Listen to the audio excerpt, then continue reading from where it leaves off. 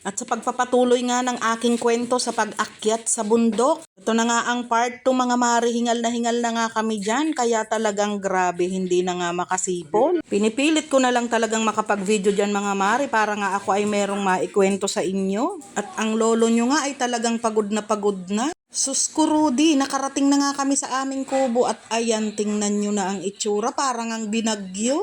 Mahigit isang buwan nga naman kaming hindi nakapunta rito, kaya naman pati yero inilipad na.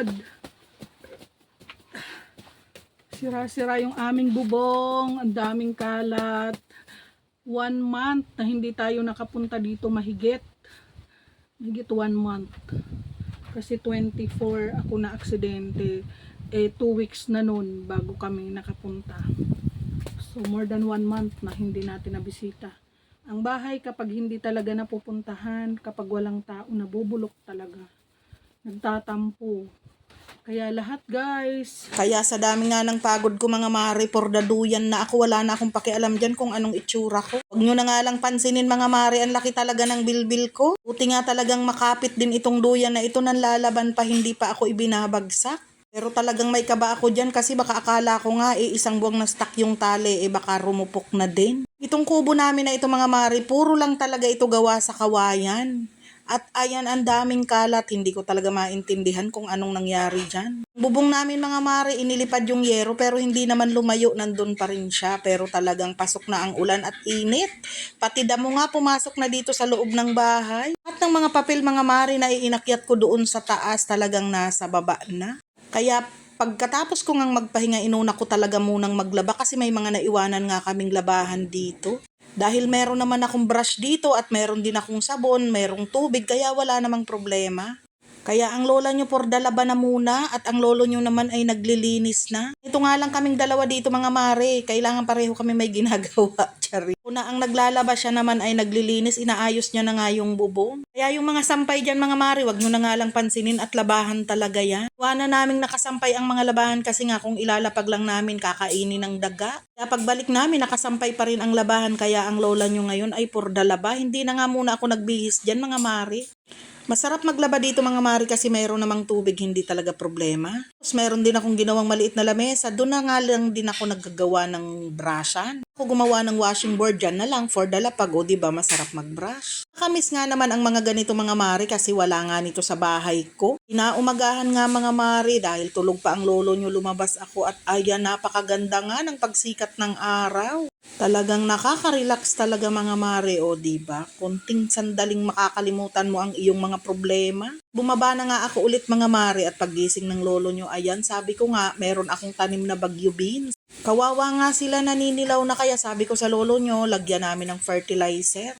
Kaya dinamuhan ko yan mga mare, hindi ko na nga lang na i-video, nag-asarol ako dyan para malinisan yung aking bagyo beans. Nilagyan naman ng lolo nyo ng gagapangan para pag namunga nga, maganda. Pagkatapos nga naming magdamo, pumunta nga muna kami doon sa pinakasentro ng aming baryo. Napakaganda ng view deck na ito mga mare. Pag nandiyan ka, kitang-kita mo talaga yung Laguna Lake. Napakaganda talagang tingnan mga mare. O ayan yung Laguna Lake. Diba? Parang ang lapit lang. Tapos napakalamig dito sa lugar na ito mga mare. Binalikan namin ang aming tanim dahil sabi ko nga magluluto kami ng ginataang kamuting kahoy. Kaya sabi ko subukan namin, bunutin namin yung isang puno ng pinakamalaki na at ayan na nga binunot ng lolo nyo at meron ng laman mga mare. Kaya libre na ang merienda ng lolo at lola nyo ngayong araw. Kaya sabi ko nga, bilisan na at lulutuin na namin yan. Kaya ang lolo nyo, ayan, akala niya nga meron pang naiwanang laman doon sa ilalim ng lupa. Kaya kinalkal niya pa pero wala na. Liit lang talaga yung laman ng kamuting kahoy namin mga Siguro nga totoo yung kasabihan, gutom nga siguro nung nagtanim ako niya. Kinuha ko na rin nga ang mga talbos para ating maigulay na din. Dali-dali ko na nga itong binalatan at hinugasan. At sabi ko sa lolo nyo, magkayod na nga siya ng nyog at ako naman ay maggagatong na dini. Kaya madali lang ang gawain namin mga mare kasi palitan nga lang kami, tulungan kami, o diba? O nagsibak na nga ako ng kahoy dyan kasi nga mahirap magsindi.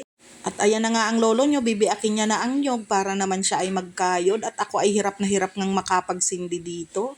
Sabi ko nga mag-iinit muna ako ng tubig para kapag ginata nga ang nyog, hindi tulog ang gata. Sinapakalamig nga dito sa lugar na ito, kailangan pag gagatain mo siya, bubuhusan mo muna ng mainit na tubig. Kaya sabi ko, habang kinakayod niya, ako naman ay maggagatong na. Di ba napakasarap ng buhay dito sa probinsya mga mare, naalala ko talaga yung mga nanay at tatay ko nung nabubuhay pa sila. Kung ganito kami sa probinsya noon mga mare, kung kailan ako tumanda, ngayon ko lang ulit na balikan. Pangatapos ang mga linisin ko dyan mga mare, pero inuna ko talaga yung aking pananim din. Kasi kawawa nga sila, konti lang yung oras namin dito kaya kailangan mabilisan talaga kahit papano. Mabigyan naman natin ng kaginhawahan yung aking pananim na bagyo beans. Ayan, nagningas na nga yung aking kalan, di uling. Ay pala, charing.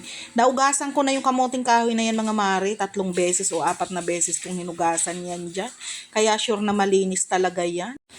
Paulit-ulit kong hinugasan yan mga mare kasi nga diba may putik. Nilagay ko na nga sa kaserola pagkatapos kong biak-biakin yan at ang lolo nyo malapit na nga rin magkayod. Kaya sabi ko sa kanya pagkatapos niyang magkayod siya na nga din ang magpiga. Sabi ko nga maghugas ng maigi ng kamay at baka mag-dirty white ang gata. At ayan mga mare, ganito lang talaga manual na pagpiga ng nyog. Sino pa yung nakakaranas nito? Kapag bumili ka ng nyog ngayon, libre piga na. Ito, sariling kayod, sariling gata, sariling piga.